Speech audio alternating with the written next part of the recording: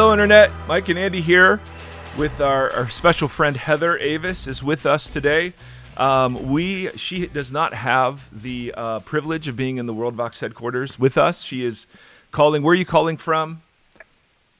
I'm in the World Avis headquarters, which is in Monrovia, California. Beautiful. So and if you don't know where Monrovia is, just picture a desert turned up on high, and it's nice. I mean, it's nice, Monrovia, this time of year. It's nice, but it does not touch the WorldVox headquarters in Brea. So we're sorry you're not here. However, due to the wonders and the perplexities of modern technology, we have some sort of fuzzy connection with you. We are thrilled we have any connection, but we apologize if our audio is just a little off today, as we were scrambling for about half an hour to figure out how to pull this off. However, we want to remind you, we did an interview with Heather and her husband and Andy and Mercedes and myself and Justina last year at exactly this time, because March 21st is coming. And March 21st, Andy, is World Down Syndrome Day. So we're going to record this today, and we're going to release it on World Down Syndrome Eve.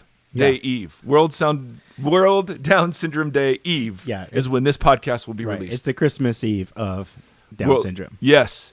Right. And as it happens, if you remember our podcast from a year ago, we all have children with Down syndrome. And so I just want to briefly remind you of our families and how they were constituted and kind of get into a bit. So Heather, we'll start with you. Tell us names and ages and all sorts of abilities and whatever else you want to share with us. All the things. I have 3 ridiculously awesome children. I have an 8-year-old whose name is Mason, a little girl named Mason. She has Down syndrome. She'll be 9 in June. Nice. I have a 5-year-old, Truly, she's going to be 6 next month in a couple weeks. Wow, that's really old. She's 6, and she does not have special needs. And my youngest is August. He's 3. He also has Down syndrome, and all 3 of our kids came to be ours via adoption.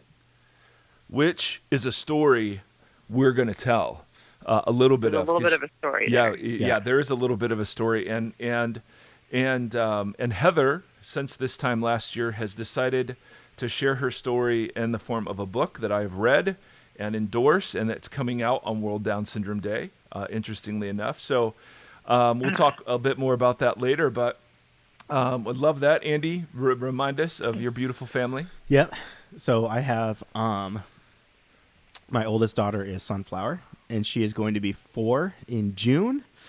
My son, Rhodes, who is a little bit over 2. And then I have another son coming on the way in May. Yeah. Yeah. How'd that happen? Storks, actually, where it's kind of like FedEx, but with birds. And so we got a tracking number and all of that. So he's arriving in May, and then of course my wonderful dog Juno. Those dog lovers out there, they'll appreciate that I associate her with my family. Oh boy, awesome. Yep. Probably the most familiar are the triad of Nathaniel, Hannah, and Seth. And Seth is a bit of dust left over from the Big Bang that God decided to package in a human person and explode onto the scene in form of Sephi. So Seth is Love 8. it. Seth is 8, and Love it. Yep, Nate and Hannah, 11 and 13. Now, for you, Andy, and for you, Heather, what was the journey like to adopt, to choose, to prefer a child with Down syndrome in the adoption process? Mm-hmm. Heather, I'll let you go first on that. Yeah, I think for us it was not as holy as it may sound, in the sense that we didn't initially say, yes, we're adopting a child with Down syndrome. Yeah. There was a long series of events that were some incredible highs and some very low lows and everything in between, where the Lord made it very clear at one point that we were going to adopt a little girl who has Down syndrome. Wow. And so we ended up doing that, but and I had struggled with infertility. And so there's this discussion that parents have a lot with when we talk about having a child with Down syndrome and getting this diagnosis. And for the most part, the reaction to the diagnosis is universal in the sense that it's just kind of like an utter devastation or feeling really sad that this is what the reality is now. And so I feel like my devastation and my heartache were mostly found in my infertility. And the Down syndrome, I had a blink of that because we weren't ever pursuing a child with Down syndrome initially. Got it. But really the heartache for me was the infertility piece. Oh man, I can't even imagine.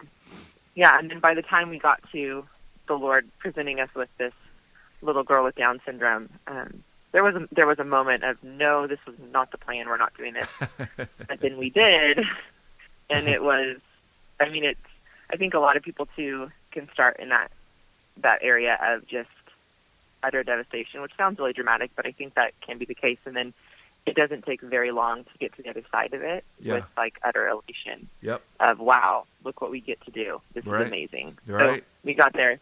I mean, we got there the second she was in our arms. It was, wow, I can't believe I get to parent a child with Down syndrome. This is incredible. Right. Yeah. But a lot of your grieving had already been done. Yes. So that's a really interesting way to put that, Heather. Thank you. What about you, Andy? Yeah. Because Sunny was your first. Right. Yeah. For us, it was interesting. I mean, we, I have my wife completely to thank for even the inclination to have a desire to adopt a child with special needs. I mean, for us, it was an interesting kind of time period of even how that came about, because we came off of, after our first couple years of marriage, and we were, kind of getting ready to have kids.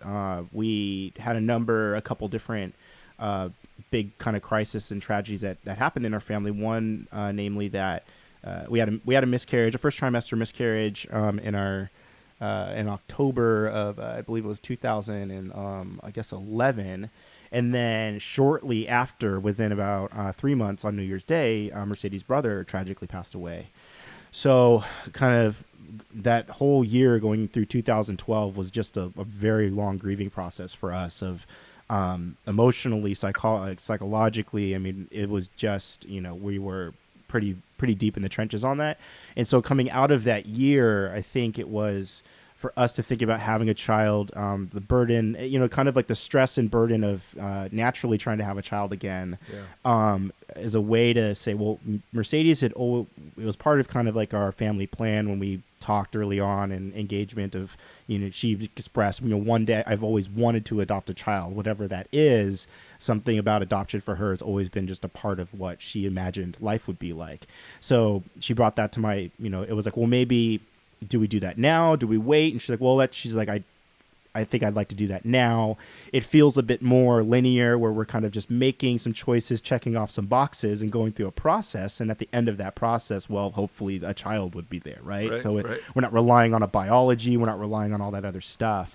It wasn't until we started that then Mercedes was like, well, hey, I think I'd really like to adopt a child with special needs. And partly Mercedes has been involved in vocational work, working with people with special needs for up to that point, it was like 9 years. So she had tons of exposure. She'd exposed me to a number of different groups of people with special needs prior, within the 2 years we'd been married and dating. So I had become I had resolved some of that discomfort and some of that early fear of me not understanding what it's like to be around people with special needs. So we jumped into that process, and basically, long story short, after a number of different pretty incredible things, we finished up a home study process by May, and within 2 weeks we were getting calls, and Sunflower was born June 3rd. And so then that was a Monday, found out about her on Tuesday, drove up on Wednesday, met her on Thursday, took her home on Thursday. Boom. So I mean, it was just kind of crazy. And elation. Yeah, absolute elation. Like we were completely enamored and just rocked by the whole experience. And by far has been one of the best choices I have ever made. Yeah. And so, and Yeah, then, yeah. same. Yeah, and so and the hard part was I think we didn't know what it meant for us to have a child naturally. Like, was it really a thing that we weren't going to be able to, and so Yep. we found out on Good Friday 9 months later that Hello. Hey, let's celebrate Sunflower. Evidently. Yeah, 9 months, and then 9 months later we found out we're pregnant with Rhodes. So so they're 18 months apart. So they're thick as thieves. They're like twins right now. It's unreal. So, so we had, not nearly as noble an experience. One of our other children had been on the autistic spectrum, and so we had dealt with that and felt very devastated. For us, autism looked like the Rain Man, with that Tom Cruise movie and Dustin Hoffman, and there was so much sadness and so many tears and such grieving because it was a first child, and then we were able, through interventions and diets and all sorts of God stuff, able to have him enter kindergarten without that diagnosis. So in 3 years we recovered him, and 8 days after we'd recovered him, we get a phone call that our third had Down syndrome, and we'd actually postponed having a third specifically because we were afraid of having a child with Down syndrome. Yeah. And for some reasons that, it's an interesting backstory, but that was the reason we had delayed having a third. As my wife got older, wow, the chances increased. And so we found out 3 months before he was born. And one of the things that was very interesting was our devastation came for two reasons. One, we were already sensitive and thought we'd already done the special ed thing with our first child. So we were already vulnerable there. But the second thing was we didn't have a kid. We just had a diagnosis. And then you go to the genetic counselor, and the genetic counselor gives you all these horrifying statistics. Then your doctor has to say, well, you can terminate. Right. And, you're sitting in all of that. And it's like you, Heather. I mean, once Seth was here, I mean, literally, my wife had a C-section, and so here he shows up, and instantly, yep, he's got it. And then he was Seth. Yeah, he was Seth. Totally. There was no more grieving. It was like, here was Seth. But to live under the kind of the tyranny of an unknown, what this meant was really hard. Was really hard for us. And so, and I've talked to people who gave birth and then found out their child had Down syndrome. They had no idea. Yep. And then you guys chose. Yeah, and that was Sunflower. Like, her parents, they birthed her, and they were actually also an older couple. Like, she's got 3 other siblings out there, that she's older than. And that's what happened to them. They had her, and they were kind of in a rough patch in their marriage and what was going on, and they were like, we cannot imagine trying to raise this child right now. And her birth mother is actually adopted, so for her, she had somewhat of a backstory of some reality of what that could look like in regards to Sunflower. So Heather, for you how far apart were the adoptions of Mason and August? So August is my baby. Let's think. Mason was around 5 years old when August came home. Okay. And we had the other in between then. So our kids are all about 3 years or 2 years, 10 months apart, something like that, a little less than 3 years apart. And they all came home young. Mason was 3 months old, Truly was 6 months old, and August was a newborn from the hospital. Wow. Yeah. And was there something about your experience with Mason that had opened you up to having another child with DS? Yeah, absolutely. It was every aspect of our experience with Mason. It was like describe that. Yeah, describe that a little bit. Yeah. I mean, so there are a lot of aspects of raising a child with Down syndrome that make life more challenging. It's just the reality. But what I tell a lot of parents, and this is where I've landed 8 years later. Like, even where I was a few years ago is different than where I am now, which we can talk about some. But that I tell so many new parents, or parents who have little ones with Down syndrome, who are just like feeling all the systems, and it's overwhelming and stressful, and what do we do, and all the therapies, that the hardest thing about Down syndrome is not Down syndrome. It's a society that refuses to accept it for what it is. And if we lived in a world in a society that looked at Mason and August, my kids with Down syndrome, and said, you, exactly how you are, we're going to make it work. If that happened, our lives would be so much easier. Right. But instead, it's like, nope, you have to be more like everyone else. And so then it's like, okay, how are we going to do that? And all these, they're like, you can do the vitamins and the therapies and all the doctors and all these things, which we do a lot of it, you know? Yep. But why? What's the reason? Are we doing it so our kids are less Down syndrome? I mean, we can go there later some more, but we will. Mason. So Mason's in our life, and I think the thing about it is, like you said, you hold Seth, and then he's just Seth. And it's like, she's a kid. She's so incredible. And she also, I have always felt like having a child with Down syndrome is like a front row seat to a kind of magic, that she sees the world through a filter that I can't access ever because I don't have Down syndrome, but that I get to like peek through from time to time because of her. And even though a lot of times it creates challenges because it's a world that doesn't want to look through that filter at all. Yeah. It's also this idea of learning to love in a different way and watching her be so brave and so strong in ways that I'll never have to.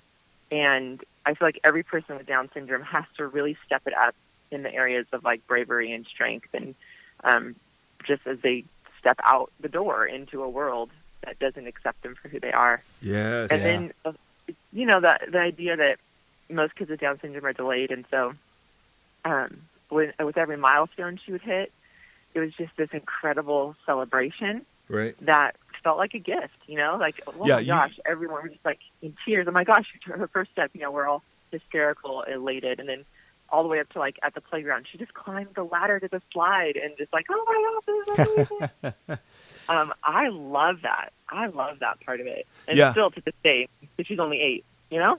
Yeah, no, I totally resonate. Having raised sort of 2 typical kids, and then having Seth, and realizing everything you take for granted, you know, the steps, the crawlings, the words, the claps, now gets magnified and celebrated and enjoyed so much more sweetly. Right. You know, I mean, I'll just never forget when Seth clapped. We yelled and screamed so loudly we scared him. I think from repeating the behavior for another month or 2. Yeah. But no, that's exactly right, Heather. Now, I think you raise a really beautiful point. Tell me, and Andy, you chime in too. What's it like to look through the eyes of your kids in the way that you're beginning to describe? What do you see when you look through her eyes? Yeah. I think one thing, and I hesitate too, because I think I just want to say up front that everyone with Down syndrome is different. So what I'm saying, it might be true for a lot of people with Down syndrome, but it's not true for every single human. Sure. Because everyone's different. But I do think that she is so slow to judge people. She has an unconditional love, not in that she's like warm and fuzzy and wants to hug everyone, which I think is a misconception about Down syndrome, because that's not her personality, but that there's very little that you can do that's going to offend her or make her judge you or love you less.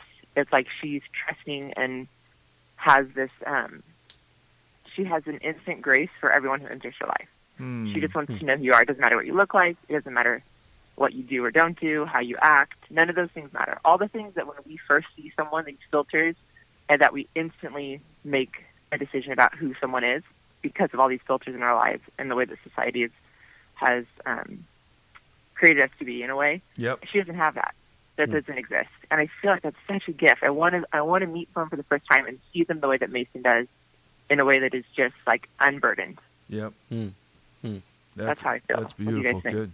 Yeah. What do you think? Yeah, like I think the interesting thing for us lately has been, even to your point, Heather, that there's a common stereotype that all kids with Down syndrome are this huggy bear, lovey kind of person, and there's been plenty of circumstances where I've seen that play out. But in Sunflower's case, like socially speaking, I would totally argue that just isn't necessarily true for all kids with Down syndrome. I mean, in the case with Sunflower, we've had to work a lot on some of like her social stuff, like as of in the past kind of year. Totally. Like we just recently pulled her from preschool, just because it was like we were seeing her actually be way more reclusive in social settings and not embrace her friends and actually be a little bit more resistant to us. And we made some changes and put her in some different things. We got her involved in gymnastics, got her involved in ballet, and spending more time with her at home,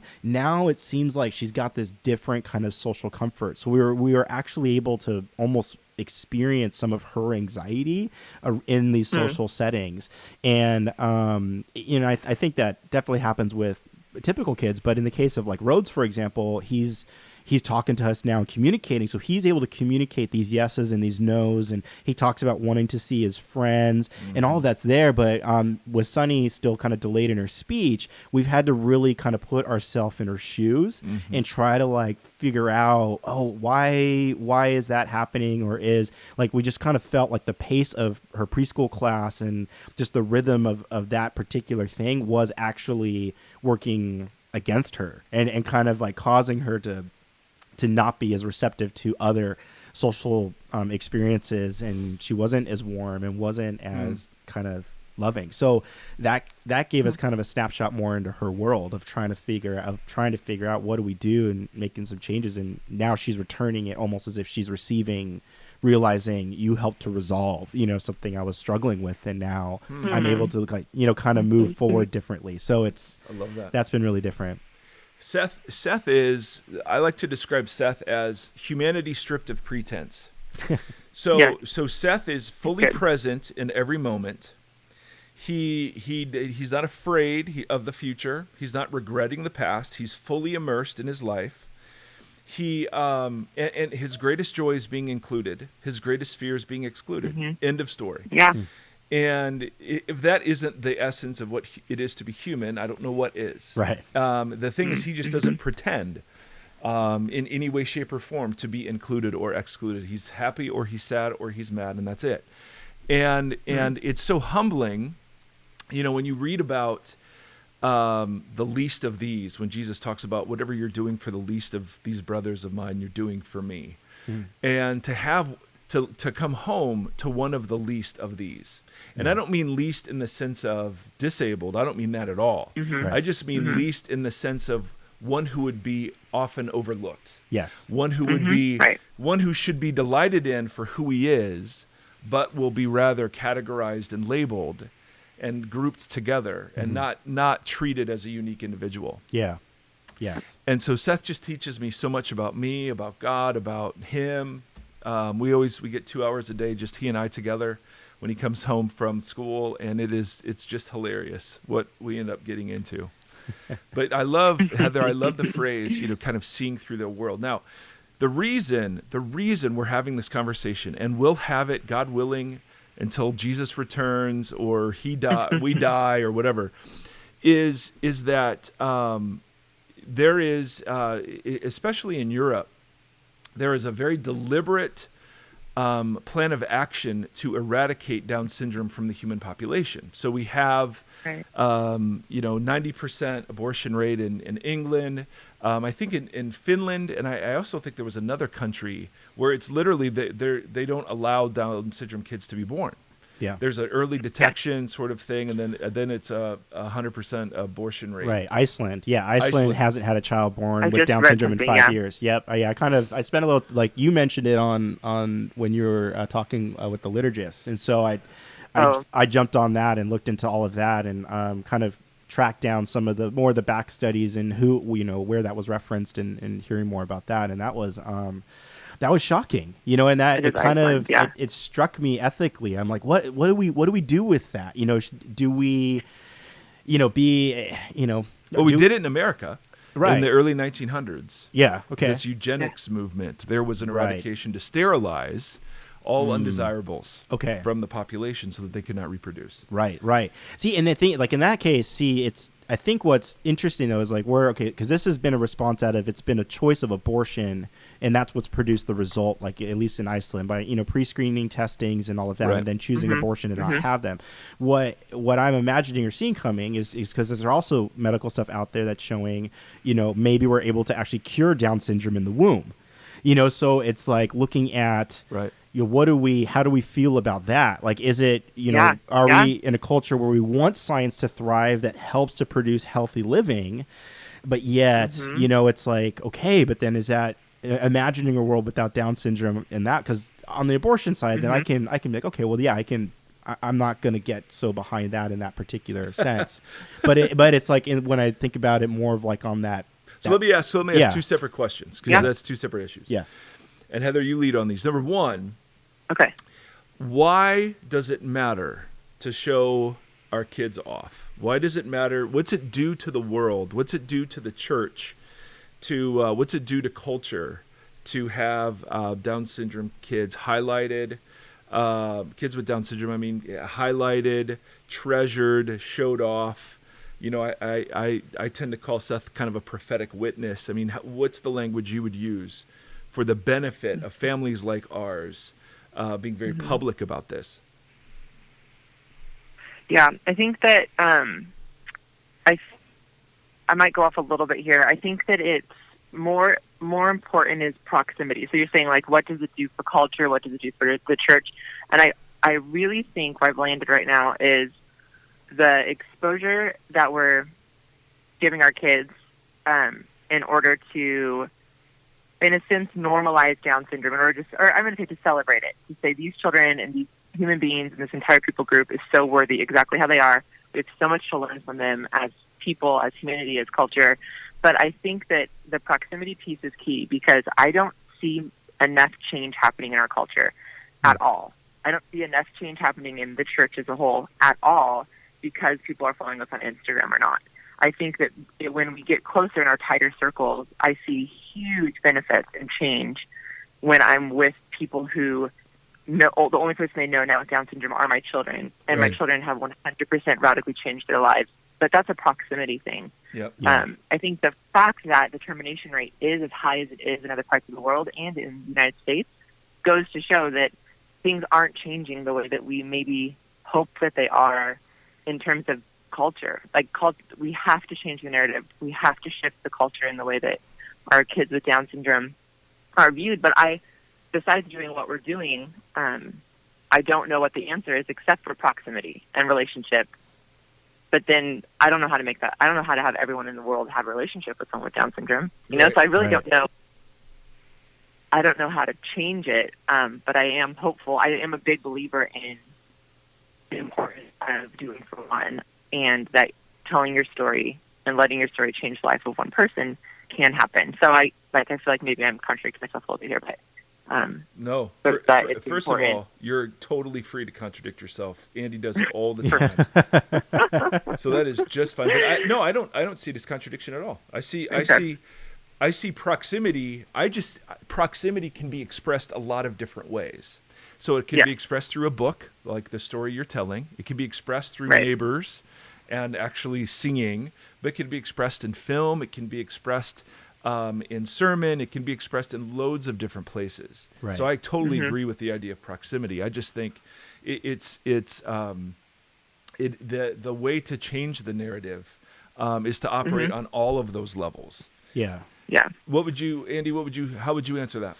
Well, I think going off what you just said, Mike, I think part of it is like there's two types of proximity. There's this passive and active proximity. There's people who find the interest to then seek out more exposure, you know, trying to be like, oh, well, it'll happen because I just had a brother who just birthed a child with Down syndrome. So like now they're like, well, I got to learn everything about it, you know? So like they might not want to be comfortable, but then their only way of breaking down comfort, perhaps they won't pursue it, but rather than when that brother starts bringing around that nephew or niece all the time, all of a sudden, like then those walls and those guards start to fall down. So I think that there's both somewhat of, I think, a successful opportunity for us as families to be doing what we're doing, proactively trying to expose people and bring our kids into more regular proximity of others to kind of break down that initial discomfort and what it's like to be around people with special needs.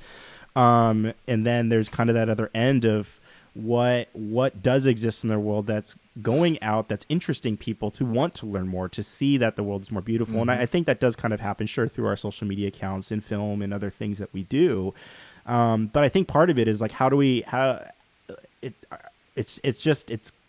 it just seems like the issue with the broken world. Like some folks are just going to, to this day, like some folks in my parents' generation and older generation are sometimes like, oh, well, they only have a little bit of Down syndrome. They don't look at, like, it's funny. Like, Right, I've had that right, said right, to me. right. It's like, oh, well, it looks like she Not only has a very little bit Downish. of it. Right. And you're kind of like, well, there's no like measure of like more or less Down syndrome. It's not a, right, but right. it's like, that's still a perspective. Or they immediately assume that their life is awful, or that Right. immediately pity is what they think of that scenario. But I mean, that's part of what existed in that culture and in that time. Sure. So like this day and age with, great things like, Born This Way, more films being made, Right. changing Advertisements. inclusive advertisement, inclusive advertisement with changing the face of beauty. I mean, there's all of these different interesting movements that are helping to expose more of the typical world to people with special needs. No, that raises the second question. Yeah. All right, so let's say they come up with a cure, Right. right? What do we say to that, Heather? I mean, that irritates me because it's the whole. It goes back to the core issue of, can our kids be who they are? So we can go like theological here, and are we saying then that Down syndrome is a mistake? Like, was this God's? Is this a fallen world? Like, what is this? And I 100% believe that it's God's intention that He created. When He's talking about, we're being fearfully and wonderfully made, knitting us in our mother's wombs, I don't think it's like, I'm knitting everyone perfectly by my design, by my will, except these poor kids who have this extra chromosome. Sorry about that, guys. I just believe that it's God's intention. So then we're saying we're going to cure that. So I feel like even just the whole conversation of, well, let's find a cure for Down syndrome, we have to realize what's the root of that. So how far do you take that? So if a kid's born with cerebral palsy or spinal bifida, I mean, would you want those cured? Or are they they fearfully and wonderfully made too? Yeah, no, Mike, I don't know. Okay.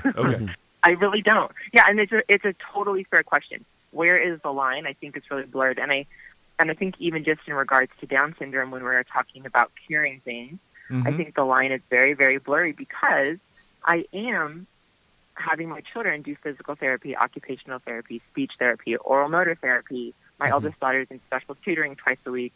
We're paying a lot of money for these things. We're putting the inserts in their shoes. We're doing heart surgery. So I get that it can all sound like contradictory. And, where do we draw the line? I don't know. But what I go back to is, for me, with Down syndrome, what is the purpose of doing all of these things? And when I talk to new parents, I say this a lot. What is our purpose? If our purpose is to make our child less Down syndrome, then I'm encouraging people and challenging people to check that. Good. Like, my purpose is, and I have to check myself often, and I've taken things off of my daughter's plate in checking myself, that I want my children with Down syndrome to be the absolute best they can possibly be. And so we're going to pursue these other things, just like I am with my middle child, who is in Spanish class, and she's having a hard time in Spanish. She's in tutoring for Spanish, Right. But I think that is a beautiful distinction, Heather. We want our kids to flourish no matter what state they find themselves in. Yeah. And there are certain aspects of flourishing in this world, relational capacities. One of our dreams for Seth is that he would be able to enjoy himself socially, and not have to have constant supervision, or whether that's live independently or whatever. Right. As we get to know our little guy, we're realizing, no, there are these things that are deficiencies in the same way our other kids have deficiencies that we're coaching and training and what up. But the goal is flourishing. The goal isn't the lessening of Down syndrome. The goal is him flourishing as Seth. Right. See, like for me, when we had, I was way more terrified when thinking about having my first son than I was raising Sunflower in her first year of life. Thinking about a young male that has the full will and freedom to make choices, like that isn't hindered by, what we see common, in people with Down syndrome as life goes on.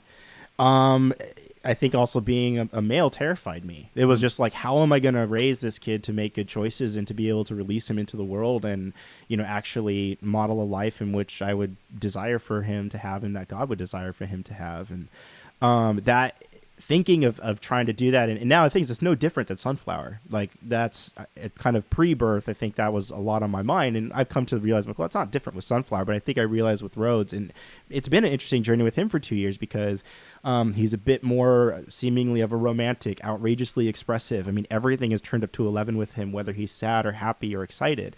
And what I could look at it the same way. Do I want to make him less emotional because he'll possibly thrive better in the world because he's more balanced? I could totally take that perspective, but that would be completely stripping him of his person and who he actually is. And so embracing him and everything that he's been created for, and then trying to understand how does he thrive with that, gift set, to me doesn't look any different than Sunflower. Here's what you've been handed. And so, okay, how do we give you a life that is fulfilling, that is wonderful for you to have, and to both of your points, like giving her the attention, whatever extra therapy she needs in order to thrive in those ways so that she could pursue the things that she might find to enjoy in life later on, then I think that's absolutely our responsibility. But to me, it's all a worldview perspective. If you imagine that the world is supposed to get better and become this purist utopian society in which we eradicate all disease and we all kind of like thrive and function as like, top 10 personalities, then I think we're going to get it massively wrong. Like that's just not the narrative of God. It's not the narrative of the world in any way. Every society we've watched do that has fallen. Right. And so I think if we remove that from our personality, then instead we're looking at it a lot differently. Heather, what have been parts of the journey for you besides the infertility piece with your two little ones with DS? Where's your throat caught a little bit? Where have you grieved a little bit? Where's my wife describes them as just kind of these moments of of just kind of brief sadness over something that you thought they could do and they can't, or some sadness you see in them. Where have been a couple of those? Yeah. Right now with our daughter, with Macy, because she's 8, she's in 2nd grade, and we're in a school district that's not naturally inclusive. Let's not kid ourselves. We're in a world that's not naturally inclusive. Yeah, right. Yeah, seriously.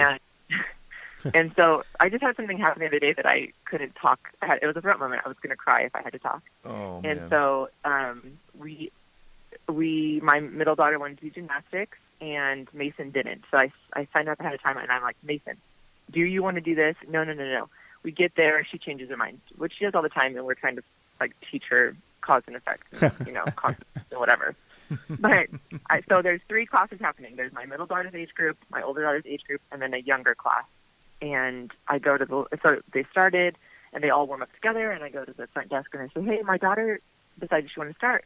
She's 8. Is there a room in that classroom? And she goes, da-da-da. Yeah, there's a room. I go talk to the coach. She goes out, talks to the coach, comes back and says, the coach wants to do an assessment before she starts to make sure that the class will be okay for her. And because she has Down syndrome. Okay. And I said, okay, so you're telling me if she didn't have Down syndrome, she could start the class right now? And she said, yes. And bless her heart, she's just working the back desk, you know what I mean? Yeah. Or the front desk. And I got so angry, and I just said, you recognize this is ableism. Like she should be able to start this class. Is he worried about her behavior? Right. Is he worried about her ability? It's a beginner's class, right? Like this is the beginner class for her age group. Yes, beginners. Okay. So again, can I just clarify here? If she didn't have Down syndrome, she could start. And she's like, yeah, I think so. And then Mason was so excited. So then I said, Mason, honey, I'm just sorry you can't do the class. And we had to sit and watch, and her whole demeanor changed. And she just sat. I took pictures of it because it was the saddest thing, and I was going to write some like big ranty blog posts that I haven't had time to do. And she's just watching, and she's so sad. And I just sat in this chair in this room with all these parents, so angry to my core. And I text my husband and said, can you just leave work a little bit early and pick up Mason and take her to ice cream or something? Like I cannot handle her being in this environment. And I was so close to like pulling my other daughter out of the class. Like there's no way we're going to allow anybody in this kind of environment. But I also recognize that people are well-intended, that it's just ignorance. It's so much ignorance, and that we're fighting these systems. And so I know these systems are in place, but from time to time, it just stops me in my tracks. And I think I should not be fighting this on my own. Every parent in this room should be upset with me. Like this, I'm so tired of the responsibility just being on my shoulders to shout the worth of people who have a disability. Everyone in here needs to be angry about what's happening here, because your child is going to benefit from my child being in their lives. Boom. Please see this. Why can't you see this? Why can't you see this? And it happens at school. I mean, it's all the time. So define ableism. Ableism, I think if you think of it in terms of like racism might be, and sexism. So discriminating against somebody because of their ability or lack of. Okay. Mm-hmm. Right? Yeah. And for you, how else does that play? How else have you seen that play out? I think our culture is so unbelievably steeped in it, and people don't even know what it is. People don't recognize. So the fact that when my kid with Down syndrome is starting school, right now my youngest is getting ready to start preschool. He's doing all the assessments, and I'm just in a different headspace right now, and I'm sitting in these rooms watching them assess him, and I'm thinking, okay, why are we doing this? So to see if he's good enough, not good enough, smart enough, not smart enough. Like there's something about him that isn't enough that he can just start preschool. Yeah. I believe that these systems that were put in place initially to help protect people with disabilities, possibly, they're just outdated.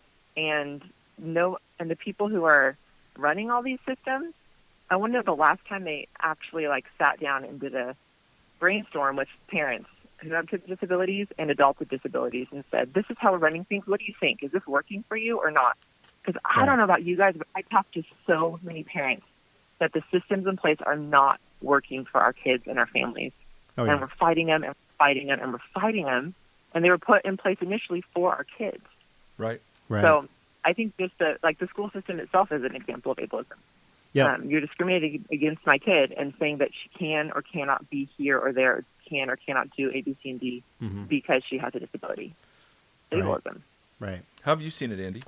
I mean, I see it in the more outrageous ways. I mean, we have a couple YouTube videos that have gone viral in a number of ways, and I get comments on those pages that are, I mean, flat out just hate speech stuff about, Sunflower, and even stuff thrown at Mercedes for being half black. And so it's kind of, it's almost the interesting assimilation where it's the commentary and the word speech is the same, so you get that easy. For me, I get a really easy alignment between ableism and racism. I see that kind of firsthand in that way. I mean, I see it even on some of the state and government, systems in which we're kind of in part with, we work with IHSS, which is a California state system in which allows Mercedes to stay at home and act as a caretaker. And that program is there to fund folks to take care of people with special needs.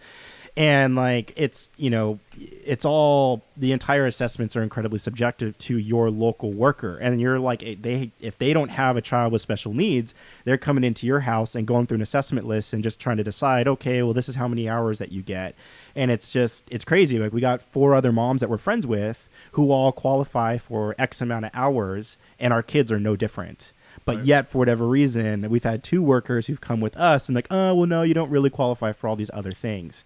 And it's totally that backflip where it's it's almost the opposite. It's she needs to be less capable in order to qualify for this other stuff. Right, exactly. And that's where it racks my brain because I'm just I'm not, we're not trying to work the system. It's this is, you're saying that if this is what we're dealing with on a daily basis, then therefore this should qualify, which we're telling you it does, but then you're deciding it's not. On what standard and level and plane are you even coming to that conclusion with? It's totally a massive systematic issue that, to your point, Heather, it sounded like was designed to help people at some point in time, but has actually now become a way to protect the other systems that are in place. How to, because it in the case totally with IEP and working with kids in schools and doing that assessment, so much of it is the preparedness of the teachers for the kids in the room. It's because if we put her in the room, how can we make sure that she's best taken care of? Right. It's how can you make sure that, the kid over here who's, significantly extroverted and the kid over here who's significantly introverted and the kid over here who's all like this, what are you doing to make sure that they're taken care of? Nothing. Right. We just assume that they walk into the classroom and then they could learn just as well as anyone else. I was a C and D student most of my life. None because of us are shocked. None of us are shocked. none of us are shocked. And there were certain areas I thrived in. I did great in music and band. Those were 4 easy A's like every year in high school. So that's what balanced my GPA. But it's like there was never anything designed to help me actually thrive in how I learn. So why didn't I get to go through an assessment? Maybe I would have liked to gone through an assessment to figure out if I was going to have a good learning structure. But no, we don't do that. Right. Yeah. So. Yep. I get that. Dang, you guys. How do you feel? What do you think, Mike? What do you think about these things? Oh, I love listening to you. Heather, you are, as we commented last time, just unbelievably articulate, and I so appreciate what you're doing and using the platform that God is building to show off our little guys. I mean, to me, we've always just been very assertive about showing Seth off, and we stare back at people when they stare, or That's got to be scary. We'll walk him over, like we'll have kids stare, and we'll just be like, "Hey, this is Seth. Seth has Down syndrome." You know, I mean, we just have been always. We try to be joyfully non-compliant in the playing into the assumptions that this is awful, bad, horrible, whatever. We see it when Seth doesn't get play dates. Yeah. You know, the other two are welcomed, you know, all over the place. Seth doesn't get play dates. That makes us sad. And, you know, for him to have friendships that are his friendships only, I mean, that just is not happening yet. They're all vicarious friendships through the other two kids. And so that's a bit of sadness for us. And, you know, some families I think would love to have us over, but they're not quite sure what they're getting, you know, when Seth goes, you know, cause he's agile, mobile, you know, he's putting stuff in his mouth. He's chucking stuff to see if it breaks. And literally, if we go somewhere, one of us has to just follow him around, so we can't enjoy whatever family we're with. And so, that's not ageism or ableism as much as it is just a cost that was surprising to us. It's kind of aloned us a little bit, and then we worry about our other kids and are they experiencing all that they would experience, and you know, so on, so on, so on. But you know, as I listen to you talk, it's so funny. I have. Because Seth is you know the same age as Mason. I mean, I just think but I don't have another child to kind of see. Seth has just he's always just been Seth, and we celebrate every little thing that comes his way, and we've given up, you know, the typical dreams that we had, but in their place haven't come disappointments. They've just become new dreams. And they're Sephi-shaped dreams, you know, and to see him conquer things has just been remarkable. So anyway, I love hearing you both talk, because I think there's something about, yes, proximity, but yes, solidarity. Right. Yeah. In the, you know, I mean, to talk to parents whose boys who have Down syndrome going through puberty. I mean, that sounds like that's going to be interesting. And I'll be praying for Josh for sure. Oh my goodness, interesting. It is. Oh yes. Seth is already. He's already trying to kiss Hannah, like with both hands, you know, on her cheeks, and give her a long kiss, and Hannah's freaking out. Oh shoot! I know. So that awaits us. So we never want to paint an overly rosy picture, because of course there are challenges, and of course there's sadness, and of course they're still grieving. But little of that sadness and grieving has to do with our children. It's how we see our children treated, excluded, you know, and how they then react to those things that are some of the causes of great sadness. Right. Yeah. That distinction. It's not that I'm grieving Seth. No, I love Seth. Yeah. We have a great time together. Right. It's just that when he starts bouncing against the ableism, which is a word I'd never heard, the ableism in the world, and you see him saddened because of it. Yeah. We met a family at the Great Wolf Lodge, who they had a little boy. He was probably 13, who had DS, and and he was now aware that he was different from other kids, and he was terribly sad. And his parents said he hadn't always been sad. He'd always been very joyful. But now that he knew he was different, that was a occasion for him to feel very, very sad and withdrawn. And with Seth, I'm sure with Mason as well, certainly with Sonny, there's utterly no conception of different. It's just, oh, you are a person to be seen and observed and perhaps hugged if I'm in a good mood. It's just an interesting journey and we just want to be really, really honest about it. Right. What caused you to write the book? Instagram account was pretty following, and then basically someone who followed us worked for a publishing house and asked if I'd be interested. And this was like 3 years ago. And I thought, haha, yeah, sure. And then I Googled her to see if she was legit. And then we just started this journey. And there were lots of different changes that happened in those years. And it just was an opportunity. I feel like I talk about it like it's just my heart on paper. I got to share this story and relive it. And so there's a lot about adoption. There's a lot about infertility, about birth parent relationships, and about Down syndrome. But more than that, it's just this idea that God's calling us all to really big, risky things, and we need to step into those. Yeah. And let him lead us into those, and be okay with messes and be okay with hard times. Right. If it's what God's calling us to. And I think he's calling all of us to do that. To something. For the sake of others. Right. Yeah, to something.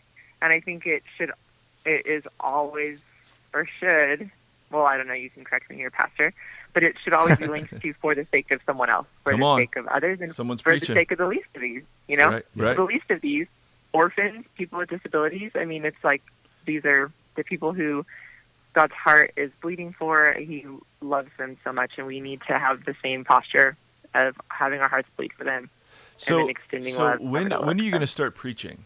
Like when can I bring you into Vox and have you preach a sermon? As you ask me. Yeah? I will. So I am terrified of that. I will do an interview any day of the week. Put me on stage, interview me. Let's do it. But the thought of just being solo on a stage. Yeah, that's what I'm talking about. I know that's what you're talking about. The Lord hasn't called me to that yet, Mike, unless he's whispering in your ear. Oh, he's whispering. He's shouting. Okay, so that'll be our next goal, is to get you. Perfect. Maybe we could team teach or something. You're just too dang articulate, Heather. So describe the name of the book and what it means. Yes, the name of the book is The Lucky Few, and when I started using that phrase, it was just with Down syndrome in mind. I feel so few of us have a loved one with Down syndrome, and those of us who do are so lucky. But then it turned into more as I've journeyed through adoption and with our middle daughter who doesn't have special needs, but God's shown me so much through her.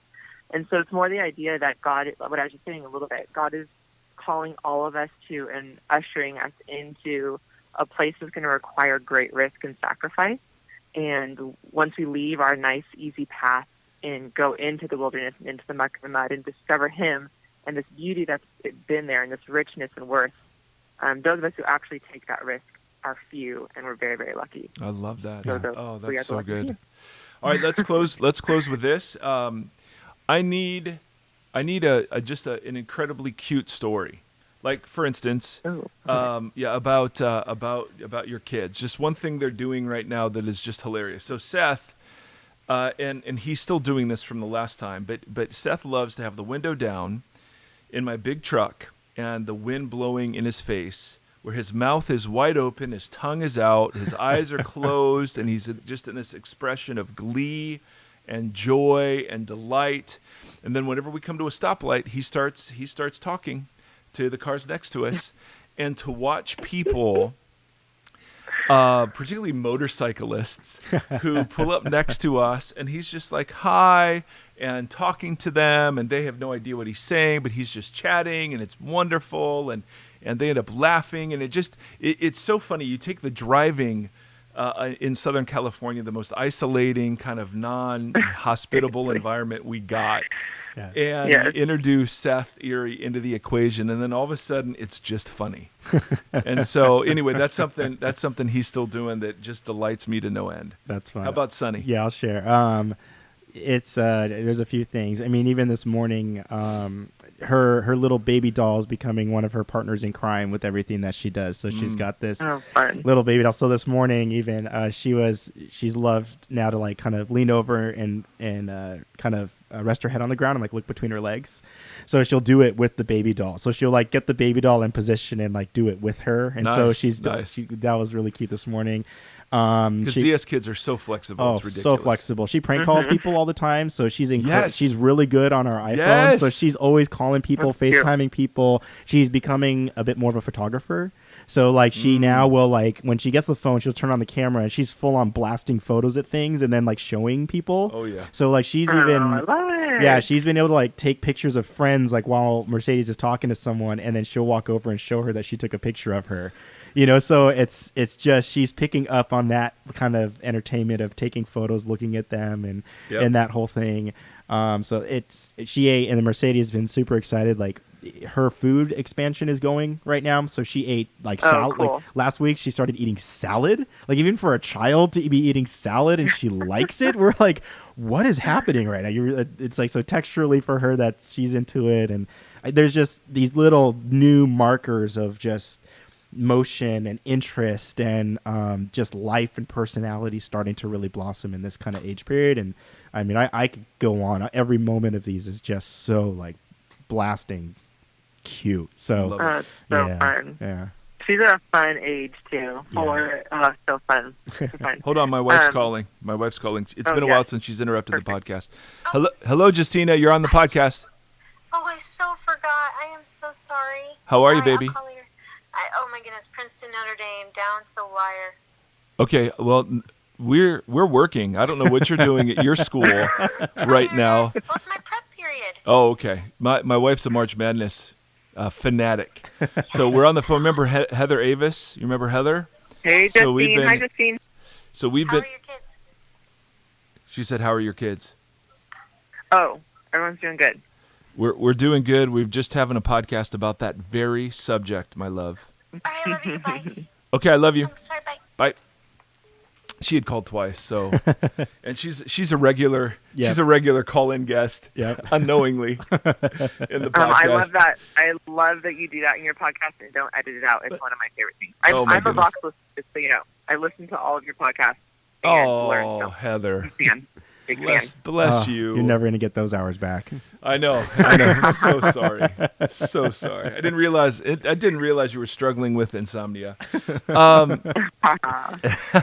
Okay. Yep. Let's hear it from you. With my kids. Yeah. Yep. So I'll do one of these. So with August is a 3-year-old boy, and while he has like your real typical boy tendencies, he's so freaking tenderhearted, and he spends a lot of his day with his babies, which are his sister's dolls, but mostly Goofy. So he has he's obsessed with Disney, and Goofy is his guy. And he has like a Goofy doll, a bigger one and a smaller one. So we have Daddy Goofy and Baby Goofy. And he just like wakes up in the morning and this morning he goes, "Where's Daddy Goofy?" So I get him out and he gets his Daddy Goofy, and then he just like runs around the house with Daddy Goofy, and then he like lays him down on the bed and puts the blanket over him and lays next to him. And if you walk over and talk to him, he looks at you and goes, "Shh, Daddy Goofy's sleeping." And then he like does his singing. It's so ridiculous. Come on. He does it all day. He loves stuffed animals, a little tender heart. Oh man. And then Mason Hope is in a hip hop class. Oh yeah. And so it's amazing. She's so incredible, and she blows my mind in this class. And it's one of those like it is for sure a system that is not creating space for her, but we are forcing ourselves in it. Yep. And she just walks around all the time, either doing like 5, 6, 7, 8, 1, 2, 3, 4, like hair flips. So we'll just be walking, like waiting in line somewhere, and she just busts out her hip hop. Absolutely. As it should. She started leaving the room doing a booty shake, just like to be funny. Oh my. So she'll be like bye, and then she'll be like booty shake and shake her booty, and then crack up and walk wherever she's going. She does it all the time. I'm sure she does it at school, which is totally inappropriate, but totally, we're not shutting it down yet. We're gonna let it Seth Erie is a fan of Taylor Swift, and the Shake It Off video included many different styles of dance. Oh yeah. Right? The only one Seth gravitated toward was twerk. So Yeah, Seth so good. loves to just walk up to you, turn around, and start twerking, and then Oh look my at God. you to see how you're going to handle this. So Yeah. yes, and it can happen anywhere. There's no rhyme or reason or music needed. Oh, Heather, the book we're super excited about. Thanks. Because we know you and love you and respect you and the integrity of your story. Because yes, it is about your journey with these kids, but the deeper issue is it's your journey with God. Yeah. And God saying, "Hey, I need you to trust me on this one," and you going, okay, and here's where it goes. So it's called The Lucky Few. And it is out next Tuesday. Yep. When you hear this, it'll be the next day, World Down Syndrome Day, and so we're thrilled to have you with us. Thanks for listening to the show. Yeah, thanks for having me. Absolutely. Yeah. What a delight. You are awesome, and yes, that you will be preaching at some point. I am announcing you will be preaching on the Vox stage, so it'll be fantastic. yep. Oh, shoot. All right. Cute. And then real quick, Heather, where can people find out more about you and follow along? Yeah, so we're at heatheravis.com, and on Instagram, it's Macy, M-A-C-Y. Macy makes my day. Boom. All right. There we go. All right, Heather, thanks so much for spending time with us today. Yep. Andy and Mike, thank you guys so much. You're the best. Oh, you are. You got it. So we love Heather. So grateful to talk with her. But I just want to remind us, I know we said it in the interview, but I just want to remind us why we do this. Because there are people in the world who believe that to have a society free of people with Down syndrome is a good thing. Yeah. And we want to say that sort of hubris and that sort of invasive medical technology and that sort of discriminatory judgment would rob humanity of something incredibly beautiful and important. What Seth brings, what Sunny brings, what Mason and August bring to the planet is worth the difficulty, the every now and again grieving, the extra work is absolutely worth it. And so what do they bring? They bring the reminder and the prophetic witness against the powers and the principalities that want to reduce human life to functionality and efficiency. Yeah. And these kids remind us, no. Human life is measured in joy and it's measured in relationship. Right. And so to eradicate, to even see that as a potentially good thing is antichrist. We just see that from the deepest, darkest pits of whatever hell there is. Right. And so every March we will have this conversation. Yeah. We will update our kids, and the reason we talk about them. Sometimes I get criticized because I don't talk about my other two a lot. And I'm like, well, they're great kids. Yeah. But Seth, I want to continually remind people what Seth is bringing to the table, because no one questions whether or not my other two should be here.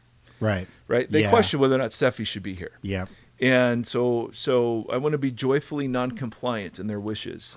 And so that's why we do this, my brothers and my sisters. There is a theology of disability we can get into that would be very interesting. Yeah. That is good. We should do that. Yep. Okay. We can do a theology of disability, or a theology of ability. To flip it. Yes. That's very Jesus-y. Ew. So anyway, just if you want to pick up our book, great. We never want to be a podcast that's promoting books or just talking to people when they have something to promote. But with something like this, she's a friend. Yeah. And we're proud of her. Yep. And she's got a story we're telling, and so that's worth it. We're proud of her.